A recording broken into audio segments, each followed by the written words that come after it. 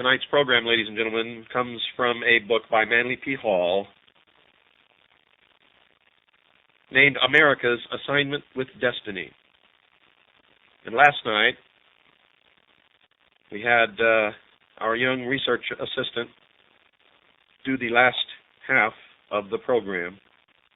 And we understand that some of his narrative could not be understood as it was his first try at radio broadcasting, and we're going to continue to work with him, and he's going to get better, and he's going to do some more programs on the hour of the time because we like to share everything around here and give everybody a chance to be the best that they can be. So I'm going to continue tonight where I left off at the halfway point in the program to make sure that nobody misses any portion of any of this series. And we continue now. It was written that the Cholulans deeply admired Quetzalcoatl, the great priest, because of the purity of his life, the kindliness of his manner, and his doctrines of peace and brotherhood. He remained with them for nearly 20 years, slowly sickening from the poison which was destroying his body. At last, he realized that his ministry was coming to an end, so he continued his long journey toward the mysterious city of Tlapalan, from which he had come. He turned toward the east and proceeded to the sea, which he reached at a point a few miles just south of Veracruz. Here he blessed the 4 young men who had accompanied him and bade them return to their homes with his promise that one day in the future he would return and restore his kingdom among them.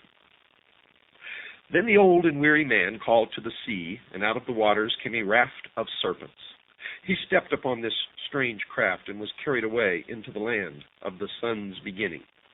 He left behind him a priesthood that perpetuated with esoteric rites the mysteries of the feathered serpent. There is every indication, folks, that the cult of Quetzalcoatl was kept secret, a precaution necessary in the face of the opposition of the primitive indigenous sects. There are several accounts of the death or departure of Quetzalcoatl. The conflict is due in part to the legends being derived from different tribes and in part to the Spanish methods of gathering the reports. Now, these invaders took slight interest in the native traditions until they had destroyed most of the available sources of information. Later, even the converted Indians were uncertain of their tribal history. There's reason to believe, however, that some sacred records were intentionally suppressed and were never available to the missionaries. The people of Mexico claim to have sacred accounts of the mysteries of their religion and the origin of their race. There's mention of the divine book written by Tezcucan, a wise man or wizard whose name means Lord of the Great Hand. This was supposed to contain the account of the migration of the Aztecs from Asia. Baron de Waldeck claimed that the book had once been in his possession. De Bourbourg thought it was the Dresden Codex. The Bustamante wrote that native historians had a copy in their possession at the time of the fall of Mexico. Now, there's good probability that manuscripts of great value survived the Spanish colonial period and are still available to certain qualified persons. Augustus Leplangian, known to the Yucatecans as Great Blackbeard, was one of the few Americanists to be accepted into the confidence of the ever-reticent Indians. They told him enough to convince a thoughtful man of the existence of esoteric schools in the Mayan area. Quote, that sacred mysteries, unquote, writes Leplangian, have existed in America from times immemorial, there can be no doubt. Even setting aside the proofs of their existence that we gather from the monuments of Uxmal and the descriptions of the trials of initiation related in the sacred book of the Quiches, we find vestiges of them in various other countries of the Western continent. The rites and ceremonies of initiation were imported in Peru by the ancestors of Manco Capac, the founder of the Inca dynasty, who were colonists from Central America, as we learn from an unpublished manuscript written by a Jesuit father, Reverend Anelio Oliva, at the beginning of the year 1631 in Lima, and now it resides in the library of the British Museum in London. A number of authors have tried to prove that Quetzalcoatl was a foreigner who, reaching the shores of the New World at an early time, attempted the civilization of the aboriginal tribes. Lord Kingsborough favored the possibility that this wanderer was actually the Apostle Thomas, and that the ancient Central American Indians came under Christian or Jewish influence. Always deeply concerned with the possibilities of linking the worship in the Americas with the religions of the Near East, his lordship writes, "The Messiah is shadowed in the Old Testament under many types, such as those of a lion, a lamb, a rose, the morning star, or the planet Venus, otherwise called Lucifer, the sun, light, a rock, a stone, the branch, the vine, wine, bread, water, life, the way," and he is there recognized in the triple character of a king, a priest, and a prophet.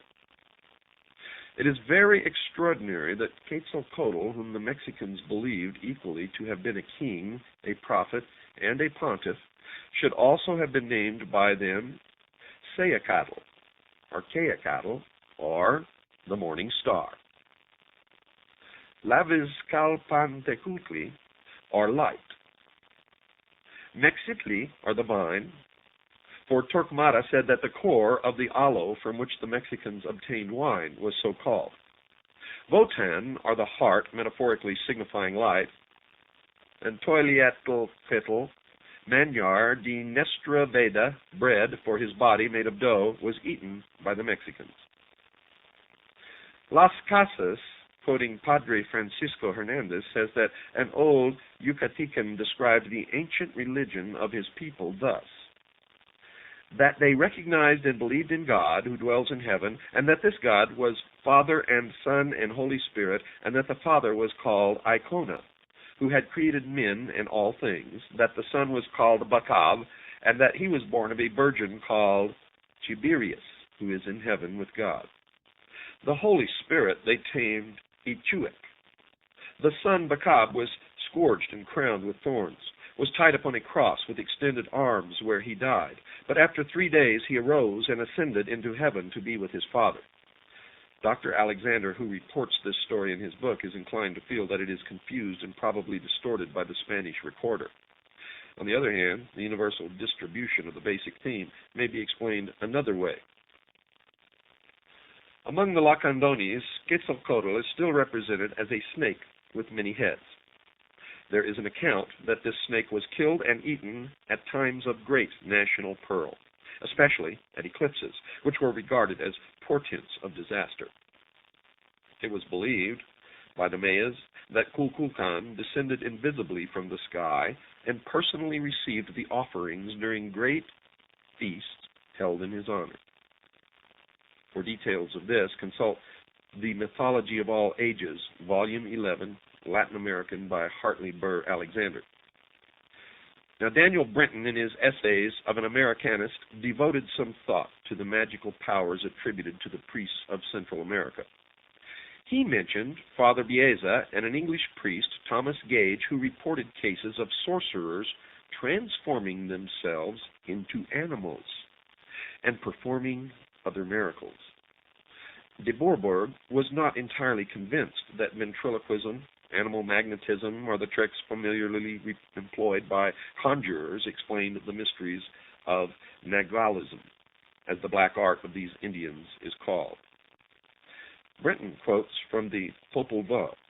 Truly, thus, Gucumat's Quetzalcoatl became a wonderful king. Every 7 days he ascended to the sky, and every 7 days he followed the path to the abode of the dead. Every 7 days he put on the nature of a serpent, and he became truly a serpent. Every 7 days he put on the nature of an eagle, and again of a tiger, and he became truly an eagle and a tiger. It is evident from available authorities that the Mayas and Aztecs had an extensive body of legendary and lore, which originated in the mysteries of their religions and proves the existence of an elaborate system of secret rites and ceremonies. In the form of a feathered snake, Quetzalcoatl overshadowed a dynasty of rulers and priests, some of whom later assumed his name and even his mask symbol. These later Quetzalcoatls have been confused, like the several Zoroasters of Persia, into one person, with the resulting conflict in dates. Recent excavations would indicate that the cult of the feathered serpent was established before the beginning of the Christian era and did not arise in the 10th or 11th century A.D. as held by some modern archaeologists. In fact, it is more likely that the ancient hero was said to have been reborn or to have overshadowed a later leader of the nation. All the accounts imply that the religious order which served the mysteries of Quetzalcoatl was long established, and those who follow in the way which he had prescribed lived most severe lives. Children were consecrated to his temples from their birth and were marked by a special collar. At the end of the second year, the child was scarified in the breast. When it was 7 years old, it entered a seminary where it took vows covering personal conduct and public duties, including prayers for the preservation of its family and its nation. There were many of these priestly brotherhoods, and the Spanish missionaries, in spite of their theological prejudices and intolerances, were forced to admit that the Aztecan priests were excellent scholars and lived austere and pure lives. It was said of these missionaries that in Quetzalcoatl, who taught charity, gentleness, and peace, they thought they saw a disciple of Jesus Christ. The kings of the Mexican nations, like those of ancient Egypt, were also initiates of the state mysteries. Torquemada described the attainments of Nazahalpili, the king of Texcoco. This learned man gathered about him masters of the science and arts and gained a wide reputation as an astrologer and seer. When Montezuma was elected to rule over the complex of Nahuatl nations, King Nazahalpili stood before the young man and congratulated the entire nation for having selected such a ruler, whose deep knowledge of heavenly things ensured to his subjects his comprehension of those of an earthly nature. The interpreter of the collection of Mendoza described Montezuma as, by nature wise, an astrologer and philosopher, and skilled and generally versed in all the arts, both in those of the military as well as those of a civil nature, and from his extreme gravity and state, the monarchy under his sway began to verge towards empire. The great serpent, clothed in quetzal plumes, certainly belonged to another race and came from an unknown country. Lucien Biart says, "It is an incontestable fact that Quetzalcoatl created a new religion based upon fasting, penitence, and virtue. In skillful trades and in metalworking, this Amerindian savior reminds one of the craftsman of Tyre who cast the ornaments for Solomon's temple. As a benefactor of his people, as a liberator of men's minds and hearts, this Nahuatl demigod certainly revealed the attributes of the master builder." Folks, are you beginning to hear the implications that this may be connected to the ancient mysteries and directly to Freemasonry? For that is exactly what Manly Hall is putting across. Scattered through the jungle of Yucatan and extending northward into Chiapas and southward into Honduras and Guatemala are the remains of ancient cities and the ruins of old cultural centers, religious or educational, dedicated to scientific research and the investigation of the spiritual mysteries of human life. These shrines and temples are adorned with numerous religious emblems and figures and closely resemble the temples and schools of the esoteric tradition which were scattered through the Mediterranean countries, North Africa, and the Near East. The Aztecs, inhabiting the Valley of Mexico, certainly derived much of their cultural impetus from the more highly civilized Mayas. These Nahuas practiced elaborate rites and ceremonies and recognized a large pantheon of divinities. It seemed unlikely that the Aztecs patterned their religious concepts from some inferior cultural tradition. There are positive indications that the tribes of central Mexico had received an important intellectual stimulus from the Mayas, and even found it expedient to acknowledge this indebtedness. The physical remains of the Maya civilization are sufficiently impressive to indicate a highly advanced people whose religious institutions and rites had reached a considerable degree of refinement.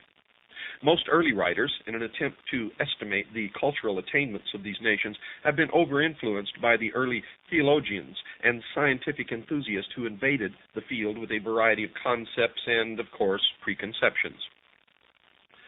The empires of the Mayas and Aztecs were resplendent with edifices dedicated to their faiths. There were magnificent shrines, temples, and altars, some to sanguinary deities and others to benign and kindly gods. The state mysteries, however, were seldom performed in the sanctuaries of popular worship. Neophytes traveled to remote places, and if they went uninvited, they seldom, if ever, returned. Throughout the jungle are the ruins of extraordinary buildings constructed for unknown purposes. The mysteries of Xibalba, as recorded in the Popol Vuh, and traditionally associated with the culture hero Votan, were given in such an architectural complex which served as an entrance to a mysterious world beyond the dimensions of the material mind. Such gateways existed in all the old countries where the mystery religion originally flourished. Obviously, archaeologists cannot discover the secret rites merely by grubbing among the overturned and broken stones. As the priesthoods were not considerate enough to label their monuments, there is little left today even to excite curiosity. Fortunately, however, the esoteric tradition survives in the racial subconscious, whatever that is, and its violated schools and colleges need not be physically restored. When such restoration is attempted, the buildings usually reveal that they were designed as symbols of the cosmos. If the mystery system existed in the Western Hemisphere, as the landmarks indicate, it must have produced its initiates and adepts. These, in turn, became the leaders and saviors of their peoples. The wonder-working hero, whose deeds enriched all tribal traditions, always and everywhere performed the same miracles, possessed the same powers, and made the same personal sacrifices. The mystery school required not only a hierarchy for its maintenance and perpetuation, but also appropriate places of initiation, partly underground or adjacent to grottos and caverns. It required also a body of lore peculiarly significant, participation in which conferred special rights and privileges. A people which had reached the mental platform of the Mayas would not have accepted a philosophy of life that was without profound and significant values.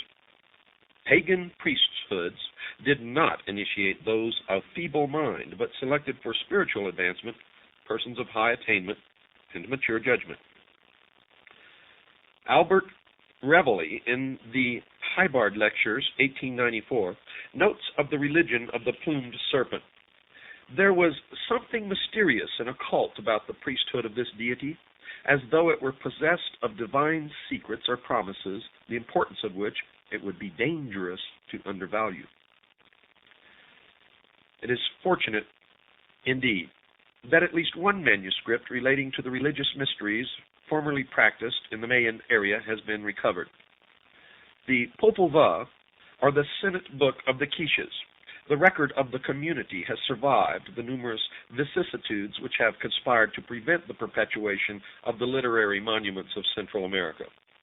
It was tolerated by the early missionaries, who, observing certain similarities to their own scriptures, preserved the work as a means of persuading the Indians to a more speedy baptism. In the 17th century, it was rescued from a fate worse than oblivion by the Dominican monk Don Ramon de Ordonez y Aguirre, Dean and Chancellor of the Archbishopric of Ciudad Real. The work was deposited in the library of the convent at Chichicastenango by its scholiast, Ximenes, where it remained until 1830. The manuscript of the Popol Vuh was rediscovered about 1855 by Dr. Cesar in the library of the University of San Carlos, Guatemala City. Through the industry and scholarship of that ardent antiquarian, the Abbé Brasseur de Bourbourg, this mysterious book of the Quiches came at last to the French language, where it lingered for years, awaiting English translation. Dr. Scherzer was responsible for a Spanish version published in Vienna in 1856. The first English translation has remained practically unknown to students of Central American archaeology, as it appeared serially in The Word, a magazine devoted to theosophical and related subjects. The translation was made by Kenneth S. Guthrie, M.A., Ph.D., M.D., and was based upon the French text. A new English translation from the Spanish of Adrian Ricinos has just been issued by the University of Oklahoma Press, and folks, that was in 1951. This version is by Delia Goetz and Sylvanus G. Morley and includes important introductory and commentary material. Writing under the pseudonym Aretas James Price, issued part of the Popol Vuh with learned commentaries under the title The Book of the Azure Veil. This ran in Lucifer, a theosophical magazine, between September 1894 and February 1895. It concluded with a note that circumstances made it impossible for the translator to finish the work. Price suggests that the god Quetzalcoatl was known in Peru under the name of Amaru. He writes, "From the latter name comes our word America. Amaruca is literally translated, land of the plumed serpent.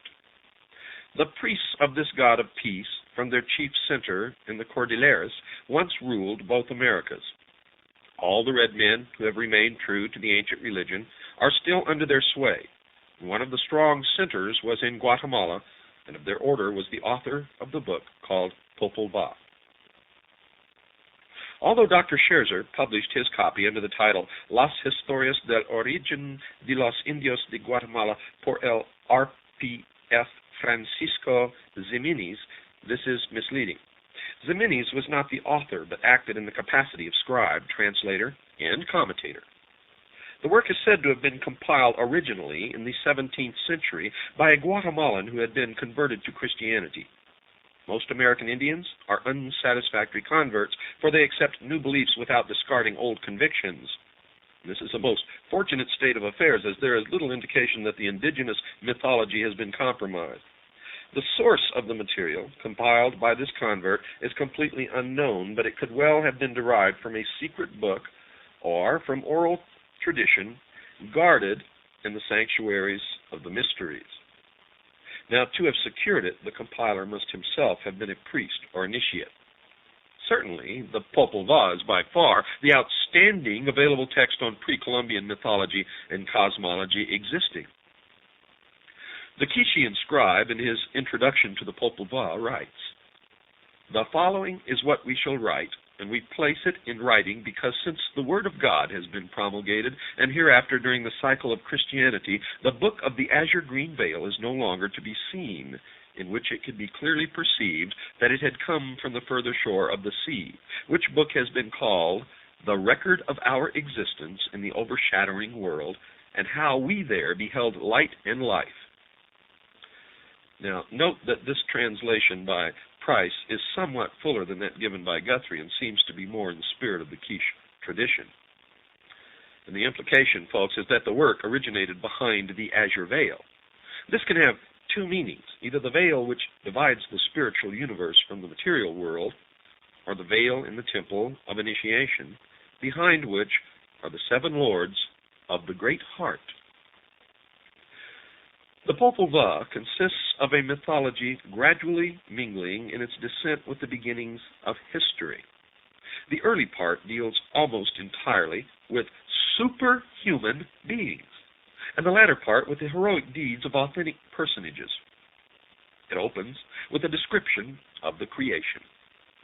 All was calm and silent, and the face of the earth was not yet to be seen. In the eternal darkness and quietude was the Creator, the Lord and Maker, and Gukumats, the plumed serpent. They were surrounded with green and azure, and they were those who engendered. Then the Word came and spake with them, and they joined their counsels. Those who engendered then said, "Let it be done. Let the waters retire and cease to obstruct, to the end that it be sown, and that the light of day shine in the heavens and upon the earth.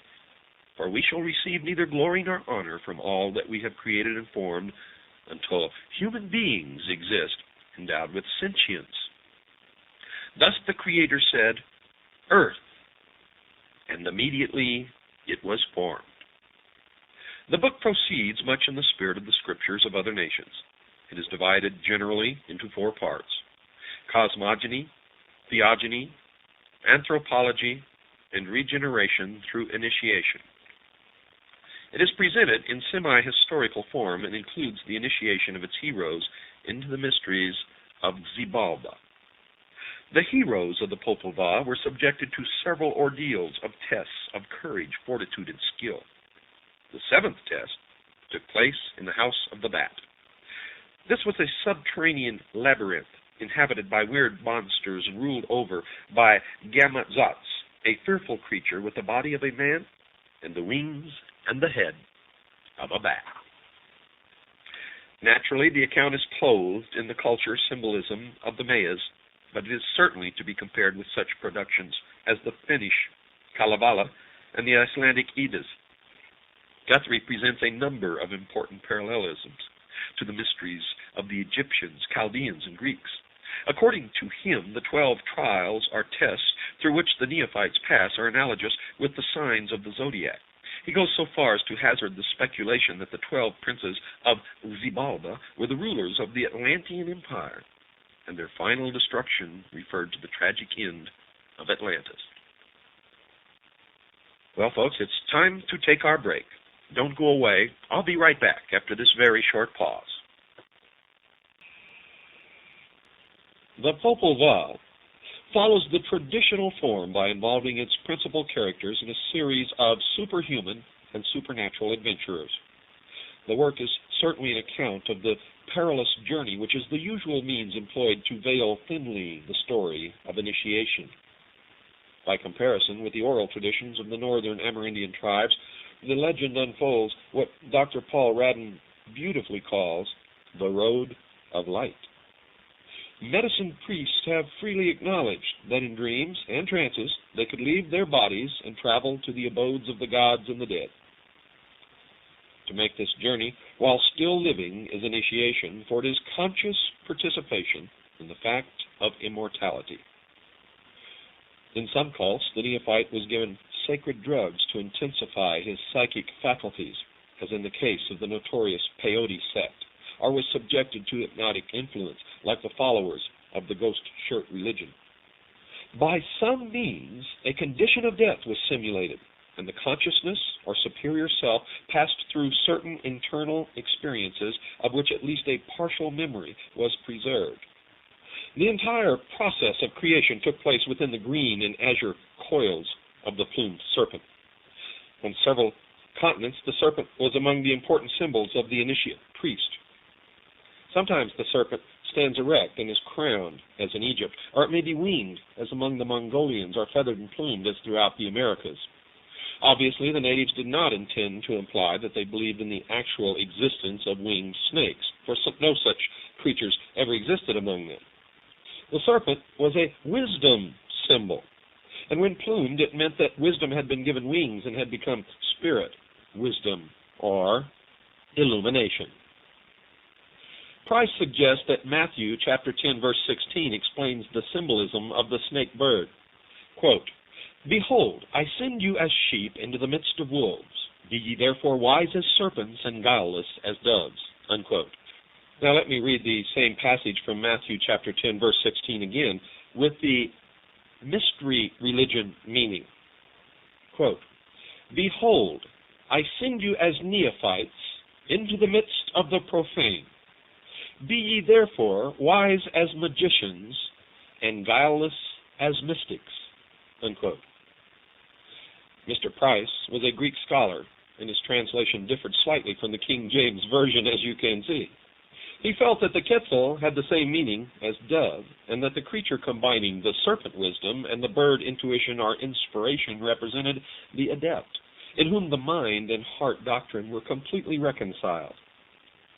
The conflict between the initiate and the adversary, or the paths of white and black magic, is always present. In the story of Daganoweda, the power of evil was personified by Atotarho, an old war chieftain who had a cluster of venomous serpents on his head in place of hair. The Mexican Quetzalcoatl was attacked by the red god of war. The adversary personified either older cults which opposed the establishment of the benevolent mysteries or later cults responsible for the destruction of these institutions. In either case, an inferior state of spiritual enlightenment was implied. The mysteries were institutions of liberation and were naturally opposed by groups seeking to keep their people in bondage through ignorance. The struggle was therefore between religion as temporal authority and the mystery faith, the internal, quote, road of light, unquote.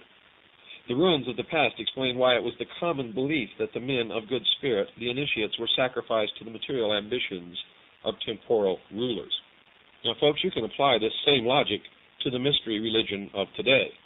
Where they refer to the adversary, they are talking about the same religious institutions, governments, and groups of people that Mr. Hall refers to in discussing the ancient mystery religions of the Aztecs and the Mayans. Only in their modern writings, they will never disclose that. All the aboriginal tribes of North America practice mystical and magical rites and vestiges of an esoteric tradition served by a priestly class distinguished for sagacity and personal integrity are still to be found among surviving groups. Scattered over a vast area and divided further by lack of a common language, these nomadic bands were approaching the horizon of national existence when the European colonists conquered their lands, decimated their tribes, and destroyed their cultural patterns. So diversified were the traditions of these peoples that it is difficult to summarize their beliefs and doctrines, especially after their legends, histories, and religious institutions were corrupted by outside influences. The European colonists were of no mind to search for the mystical secrets of the Indian life way. These settlers brought their own religious beliefs, which they were resolved to force upon the natives. There were no ethnologists or anthropologists among the Puritans, and many important landmarks of Indian philosophy were destroyed before they had been honestly investigated or appraised. Most of the tribal lore was in the keeping of priests and elders, and if these were killed or died without finding suitable successors, the traditions ended. Even today, older Indians find it difficult to select younger men to perpetuate the sacred institutions. Thus, it is unwise to assume that from available fragments a complete picture of Indian mysticism can ever be reconstructed. The Indian has always been an individualist, and neither circumstance nor inclination induced him to form extensive intertribal organizations. His way of life and the vast silences of his homeland caused him to turn within himself for courage, wisdom, and faith. He could not visit distant shrines of learning or sit at the feet of famous teachers. There were no books to ponder and no ancient sages to guide his religious convictions. Few strangers visited his camp with news or opinions from far places. He was part of a small family, and the tribal life, with its simple lore, was his only source of cultural tradition. A thoughtful observer of nature about him, the Indian lived constantly in the presence of mysteries, with no reference frame other than his own imagination. Though stoical in appearance, he was highly emotional, as indicated by his songs, dances, and festivals. His sensory perceptions were acute, and his legends indicate strong dramatic instincts. Among advanced tribes, according to Dr. Franz Boas, an elaborate series of esoteric doctrines and practices exists which are known to only a small portion of the tribe, while the mass of the people are familiar only with part of the ritual and with its exoteric features. For this reason, we often find the religious beliefs and practices of the mass of a tribe rather heterogeneous as compared with the beliefs held by the priests. Among many of the tribes in which priests are found, we find distinct esoteric societies, and it is not by any means rare that the doctrines of one society are not in accord with those of another. Esoteric forms of religion in charge of priests are found among the tribes of the arid region of the Southwest, the tribes of the southern Mississippi Basin, and, to a less extent, among the more northerly tribes of the plains.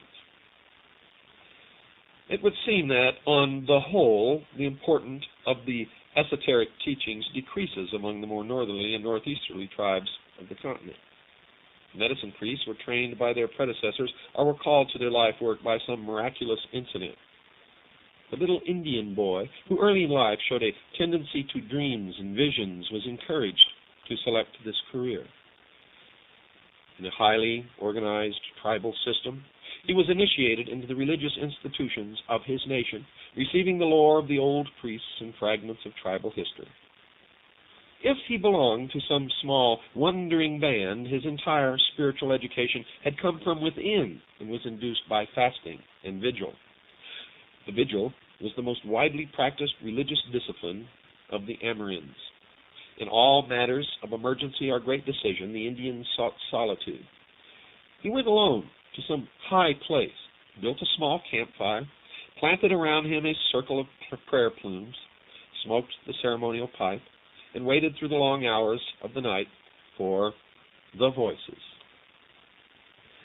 The voices instructed him in the herbs of healing, taught him the songs and dances, and brought him news of what was transpiring in distant places. There are many stories about medicine priests learning to leave their bodies at will and journeying into the shadowland to guide the dying to the home of ghosts. Many of these grand old mystics were wise in the ways of the spirit and should be regarded as duly initiated members of esoteric orders. The miraculous powers of the medicine priests extended over a wide variety of phenomena. They healed the sick, protected their tribes.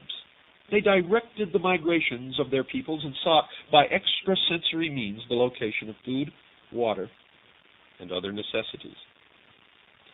They predicted the future. They induced rain and storms, projected themselves to distant places, and read the hearts and minds of their fellow men. It was in their power to induce visions and trances, and to receive the impressions of the star spirits. They also gained considerable proficiency in the mesmeric and hypnotic arts. One Charles F. Loomis, who spent many years among the Southwest Indians of the United States, described the miracles performed by the medicine priests. Although naturally skeptical, his experiences among the Navajo and Pueblo Indians impressed him deeply. Mr. Loomis mentioned how Indians seated in their medicine lodge created miniature thunderstorms within the room, accompanied by flashes of forked lightning, while the outside sky was entirely clear. He says, quote, "How the effects are produced I am utterly unable to explain, but they are startlingly real," unquote. He was also impressed by the ability of the priests to change themselves into animals in the presence of spectators. Some priests could create an artificial sun inside the lodge. This miniature luminary rose in the eastern side of the room, crossed overhead, and set in the west during the performance of the sacred chants. Amerindian priests grow the sacred corn in exactly the same way that the East Indian mendicant grows his mango tree. The magician plants the seed, which grows immediately, and about 3 hours later the stalk is laden with fully developed ears of corn.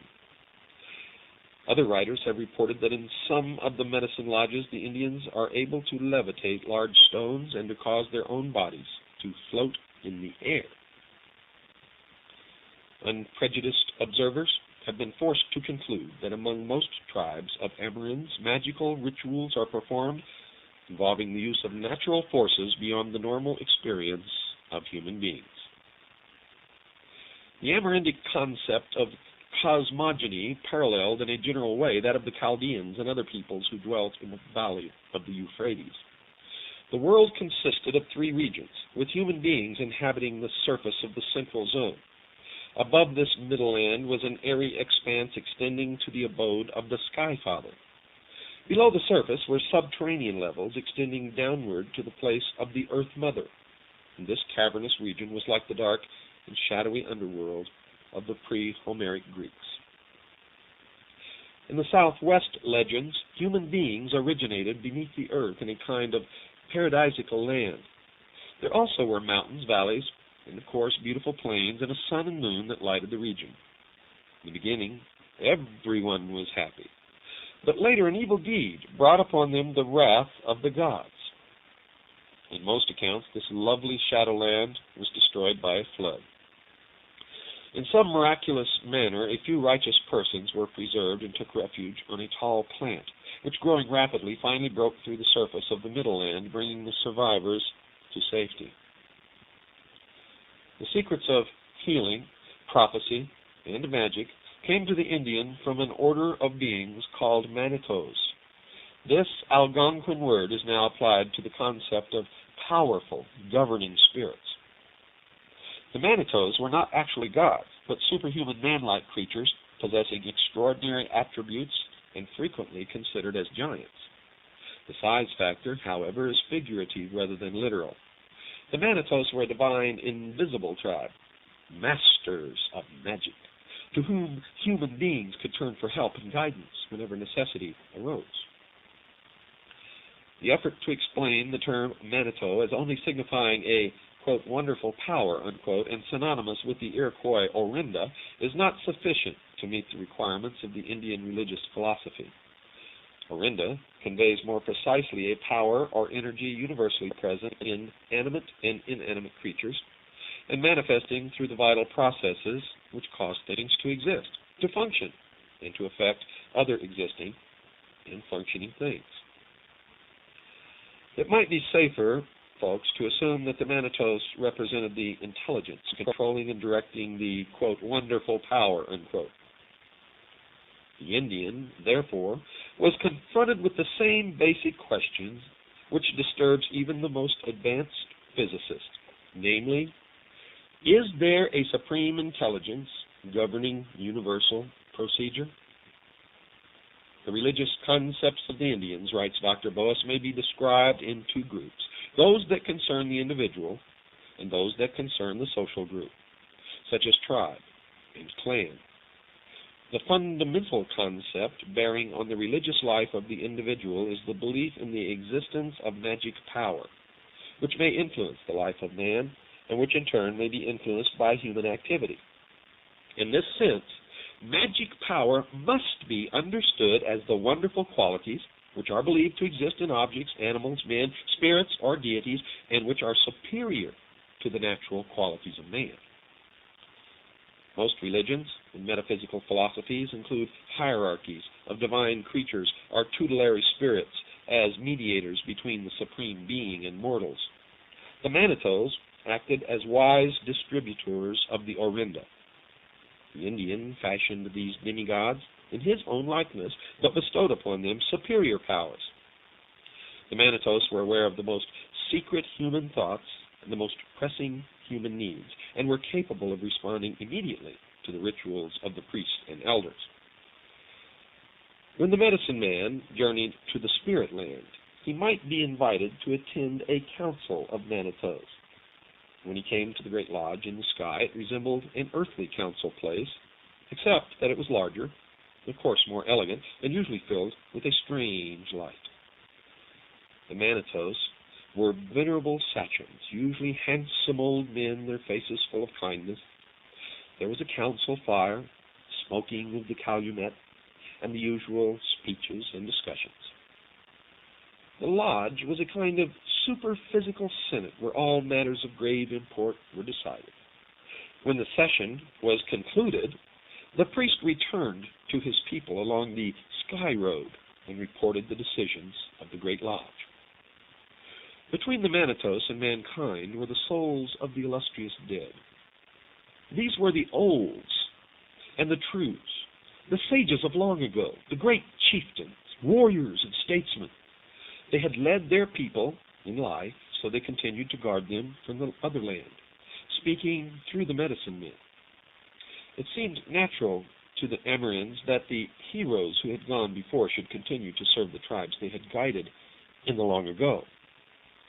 Totemism was a kind of heraldry among the Indians.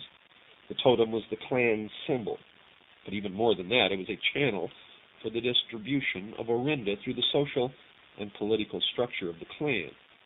The totemic animal, or bird, was a spirit guardian, helpful because the creature possessed attributes superior in some particular to those of man. The attribute might be swiftness, strength, cunningness, or resourcefulness. And these qualities the totem creature shared with those under its guardianship. Each Indian also had his own totem, and while it took a familiar form, it was identical in principle with the guardian daemon described in works on the Egyptian and Chaldean mysteries. It was considered a good omen to see one's totem while practicing vigil or in dreams or trances. It proved the proximity of a protecting power. The Abbé Favinet, a missionary to the Algonquins, identifies the totem from Ote, the Ototemen of the Chippewas, with the Manitou concept in these words. It is to be presumed that in uniting into a tribe, each clan preserves its Manitou, the animal which in the country whence the clan came was the most beautiful or the most friendly to man, or the most feared or the most common, the animal which was ordinarily hunted there and which was the ordinary subsistence of the clan, etc. And this animal became the symbol of each family, and that each family transmitted it to its posterity to be the perpetual symbol of each tribe or clan.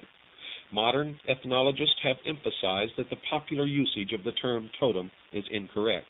The symbol is not strictly religious, but involves a social and family concept with emphasis upon the importance of kinship. Folks, if you'd like to send for an information packet, send a self-addressed stamped envelope with 58 cents postage to the address that you'll hear at the end of this program. All the tape orders are out, folks. This duplicating machine works fantastic. Good night, and God bless you all.